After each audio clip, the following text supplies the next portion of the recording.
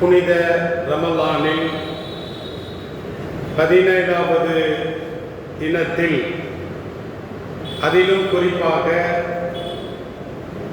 எந்த ரமலானில் பிறை 17இல் பத்ர் யுத்தம் நடைபெற்றதோ அப்படிப்பட்ட நன்னாளில் பத்ர் சஹாபாக்களுடைய நினைவேந்தல் மஜ்லிஸ் இப்போது நடைபெற்றுக் கொண்டிருக்கிறது. ஹிஜ்ரி 2ஆம் ஆண்டு என்பது இஸ்லாமிய வரலாற்றில் மிக மிக முக்கியமான ஒரு ஆண்டாக இருக்கிறது. ஏனென்றால் ஹிஜ்ரி 2ஆம் ஆண்டில் தான் நோன்பு என்பது கடமையாக்கப்பட்டது. ஹிஜ்ரி 2ஆம் ஆண்டில் தான் ஜகாத் என்பது கடமையாக்கப்பட்டது. ஹிஜ்ரி 2ஆம் ஆண்டில் தான் ஜகாத்துல் ஃபித்ர் அல்லது சதக்கத்துல் ஃபித்ர் கடமையாக்கப்பட்டது. ஹிஜ்ரி 2ஆம் ஆண்டில் தான் நோன்பு பெருநாள் தொழுகை கடமையாக்கப்பட்டது. அதே ஹிஜ்ரி 2ஆம் ஆண்டில் தான் யுத்தம் என்பதும் கடமையாக்கப்பட்டது. இப்படி எந்த ஆண்டில் ரமலானுடைய நோன்பு கடமையாக்கப்பட்டதோ அதே ஆண்டில் இவ்வளவு கடமைகளும் கடமையாக ஆக்கப்பட்டிருக்கிறது. அப்ப அதிலே குறிப்பாக இஸ்லாமிய வரலாற்றிலே முதலாக நடந்த யுத்தம் என்பது பத்ர் யுத்தம். இந்த பத்ர் யுத்தத்தினுடைய வெற்றி என்பது இந்த யுத்தம் நடப்பதற்கு 6 ஆண்டுகளுக்கு முன்பதாகவே வெற்றி தீர்மானிக்கப்பட்டுவிட்டது. எல்லாம் அல்ல அல்லாஹ் சூரத்துல் கமரிலே சொல்லி காட்டுகின்ற பொழுது, சயுஹ்ஸமுல் ஜம்உ வயுவல்லூன துபுரு, அதி விரைவில் ஒரு கூட்டம் தோற்கடிக்கப்படும், அந்த கூட்டம் புறமுதுகு காட்டி ஓடும் என்று அல்லாஹ் ரப்புல் ஆலமீன் அல் குர்ஆன்ல பேசுறார். இந்த வசனம் எப்போது இறங்கியது அப்படின்னா, ஸல்லல்லாஹு அலைஹி வஸல்லம் அவர்களுக்கு நபி பட்டம் கிடைத்த 7ஆம் ஆண்டில் இறங்கியது. இது எது குறித்து பேசுகிறது என்று சொன்னால், 6 ஆண்டுகளுக்கு பிறகு ஹிஜ்ரி 2ஆம் ஆண்டு பத்ர் யுத்தம் நடைபெறுகிறது. ஸல்லல்லாஹு அலைஹி வஸல்லம் அவர்கள் நபி பட்டம் கிடைத்து கிட்டத்தட்ட 13 ஆண்டுகள் மக்காவிலே இருந்தார்கள். அப்ப மதீனாவிலே 12 ஆண்டுகள் இருந்தார்கள். அப்ப ஸல்லல்லாஹு அலைஹி வஸல்லம் அவர்களுக்கு நபி பட்டம் கிடைத்த 7ஆம் ஆண்டில் இந்த வசனம் இறங்கியது. ஹிஜ்ரி 2ஆம் ஆண்டில், அதாவது 6 ஆண்டுகளுக்கு பிறகு நடைபெறக்கூடிய பத்ர் யுத்தத்தினுடைய வெற்றியை அல்லாஹ் 6 ஆண்டுகளுக்கு முன்பதாகவே தீர்மானித்து விட்டான். அப்ப அந்த வெற்றி என்பது தீர்மானிக்கப்பட்டது.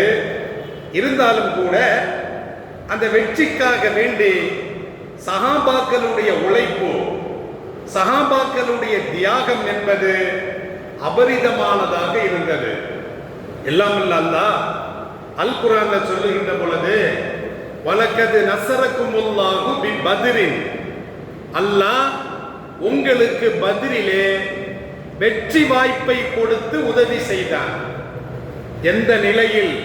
வஅன்தும் அதில்லத்துன், நீங்கள் மிக மிக பலம் குறைந்த நிலையில் இருந்தீர்கள்.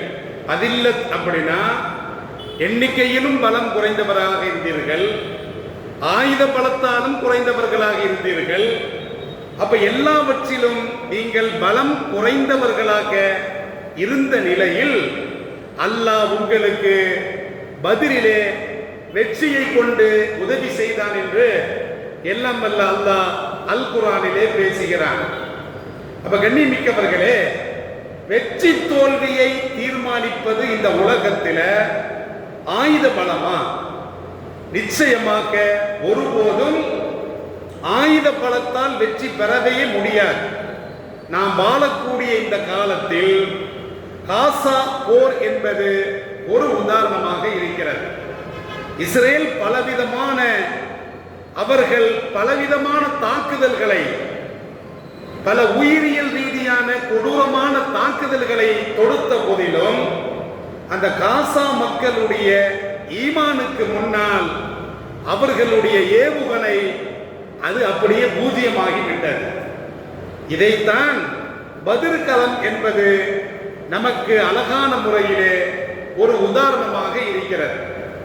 அப்ப வெற்றி தோல்வி என்பது எண்ணிக்கையை வைத்து அல்ல. ஏனென்று சொன்னால் சஹாபாக்களை நீங்கள் பாருங்கள், அவர்கள் எப்படிப்பட்ட எண்ணிக்கையில் இருந்தார்கள் என்று சொன்னால் 313 சஹாபாக்கள் பத்ர் களத்திலே கலந்து கொண்டவர்கள். அவர்களிடத்தில் 2 குதிரை, அவர்களிடத்தில் 70 ஒட்டகம், அவர்களிடத்தில் 8 வாளு, 9 உருக்கு சட்டை, 60 கேடயம். நேருக்கு நேராக அந்த காலத்தில் நடைபெற்ற யுத்தத்தில் சஹாபாக்களிடத்தில் இருந்த வாட்களின் எண்ணிக்கை எத்தனை? 8. ஆனால் அவர்கள் 313 நபர்களுக்கு 8 வாளை வச்சு அவர்கள் போர் செய்து அவர்கள் வெற்றியை ஈட்டினார்கள் என்று சொன்னால், வெற்றியை தீர்மானிப்பது ஆயுதம் அல்ல. கண்ணியமிக்கவர்களே, காபிர்களுடைய படைபலத்தை நீங்கள் பார்க்கின்ற பொழுது இஸ்லாமிய படைபலத்தை விட 3 மடங்கு அதிகம். 1000 காபிர்கள், 100 குதிரைகள், 700 ஒட்டகங்கள். அப்ப இப்படி இருந்தும் கூட அப்ப மைனாரிட்டியாக இருக்கக்கூடிய, சொற்பமாக இருக்கக்கூடிய அந்த இஸ்லாமியர்கள் பத்ர் களத்திலே வென்றார்கள் என்று சொன்னால், வெற்றியின் பின்னணி என்ன, வெற்றியின் காரணம் என்ன என்று பார்க்கின்ற பொழுது, ஒன்று ஈமானிய பலம். அவர்களிடத்திலே இருக்கக்கூடிய அந்த ஈமானிய பலத்திற்கு முன்னால் எல்லா ஆயுதங்களும் தோற்று போய்விட்டன, அந்த படைகள் தோற்று போய்விட்டன. இரண்டாவது, அல்லாஹ்வுடைய உதவி. கண்ணியமிக்கவர்களே, ஒரு வெற்றியை தீர்மானிப்பது நேட்டோ படைகளோ அல்லது கூட்டு படைகளோ அந்த உதவிகளோ அல்ல, அல்லாஹ்வுடைய உதவி. மூன்றாவது, பத்ர் களத்தினுடைய வெற்றியை தீர்மானித்தது வானவர்களுடைய வருகை. பத்ர் களத்தில வானவர்களும் வந்து சஹாபாக்களோடு சேர்ந்து அந்த களம் கண்டு போர் செய்தார்கள். அதோடு மாத்திரமல்ல, அந்த சஹாபாக்களுக்கு இருந்த கூடிய வீர மரணம் அடைய வேண்டும் என்ற ஒரு வேட்கை இருந்தது. ஈமானை பாதுகாப்பதற்கு, இஸ்லாத்தை பாதுகாப்பதற்கு, ஏகத்துவத்தை பாதுகாப்பதற்கு, அசத்தியத்தை வீழ்த்துவதற்கு உயிரை மயிராக நினைத்து வீர மரணம் அடைய வேண்டும் என்ற அந்த வேட்கை இருந்தது. இதுதான் வெற்றியை தீர்மானித்தது. ஸல்லல்லாஹு அலைஹி வஸல்லம் அவர்களுடைய சிறந்த தலைமைத்துவம், சிறந்த ஒரு தளபதியாக படையை வழிநடத்தி சென்றார்கள்.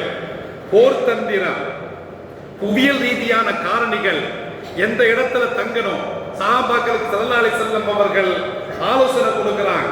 ராணுவ உத்தி, கச்சிதமான திட்டம், இதற்கெல்லாம் மேலாக பத்ரின் வெற்றியை தீர்மானித்தது ஆயுதம் அல்ல, வெற்றியை தீர்மானிப்பது ஏவுகணை அல்ல, வெற்றியை தீர்மானிப்பது அணுகுண்டு அல்ல, வெற்றியை தீர்மானிப்பது பீரங்கி குண்டுகள் அல்ல, வெற்றியை தீர்மானிப்பது தோட்டாக்கள் அல்ல, வெற்றியை தீர்மானிப்பது மிகப்பெரிய ஆயுதமாக இருக்கக்கூடிய துஆ எனும் ஆயுதம்.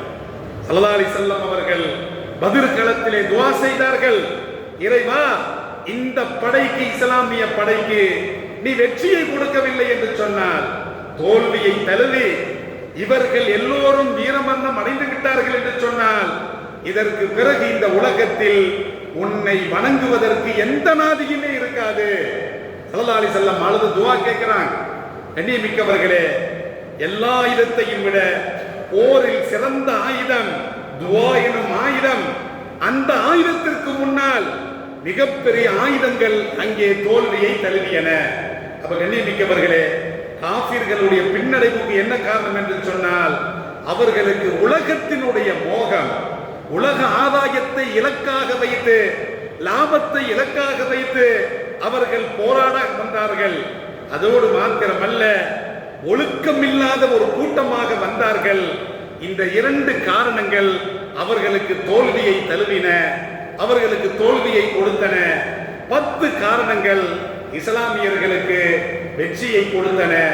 எனவே வெற்றியை தீர்மானிப்பது அல்லாஹ், வெற்றியை தீர்மானிப்பது துஆ, வெற்றியை தீர்மானிப்பது ஈமானிய பலம், வெற்றியை தீர்மானிப்பது இஸ்லாமியர்களிடத்தில் இருந்த நெஞ்சுறுதி. இதற்கு முன்னால் இந்த உலகத்தில் எந்த வல்லரசும் இஸ்லாமியர்களை ஒன்றும் செய்ய முடியாது என்பதனை இந்த பத்ர் களம் நமக்கு அழகான முறையிலே உணர்த்தி காட்டுகிறது. எனவே இந்த உலகத்தில் நாம் சொற்பமாக இருந்தாலும் ஆயுதத்தை கண்டு பயப்படக்கூடாது, வல்லாதிக்கத்தை கொண்டு பயப்படக்கூடாது, யாரையும் கண்டு பயப்பட தேவையில்லை. நெஞ்சிலே ஈமான் இருந்தால், துஆ எனும் ஆயுதம் இருந்தால், இன்ஷா அல்லாஹ் வரும் காலங்களில் இஸ்லாமியர்கள் ஈடுபடக்கூடிய எல்லா போர்களிலும் எல்லா போராட்டங்களிலும் அது வெற்றியை கொடுக்கும் என்பது நமக்கு பத்ரின் படிப்பினையாக இருக்கிறது. அந்த படிப்பினையை ஏற்று அந்த சஹாபாக்களுக்கு, அந்த பெருமகனார்களுக்கு நாம் எல்லாம் துஆ செய்ய கடமைப்பட்டிருக்கிறோம். எல்லாம் அல்ல அல்லாஹ் அவர்களுக்கு இன்னும் சிறந்த வாழ்வை சொர்க்கத்தில் ஜன்னத்துல் ஃபிர்தௌஸை பத்ர் சஹாபாக்களுக்கு கொடுப்பானாக. அவர்களின் மூலமாக நமக்கும் அந்த ஜன்னத்துல் ஃபிர்தௌஸை கொடுப்பானாக. வாஹிர் தாவானா அனில் ஹம்துலில்லாஹி ரப்பில் ஆலமீன்.